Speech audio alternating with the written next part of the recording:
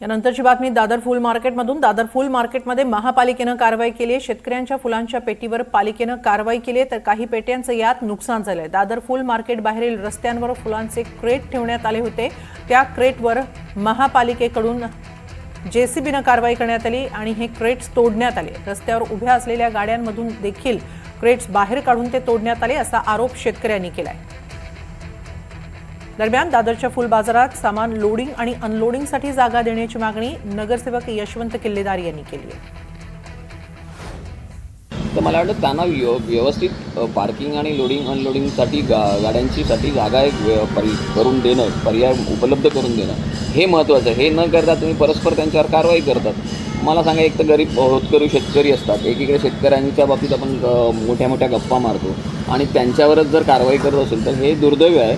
त्यांना शेतकऱ्यांनी उद्या जर ह्या मार्केटला यायचं बंद केलं तर मग तुम्ही काय करणार आहात, हाही प्रश्न आहे। तर मला वाटतं कुठलीही कारवाई करताना प्रशासनाने त्याच्या मागची पुढची बाजूचा विचार करायला हवा।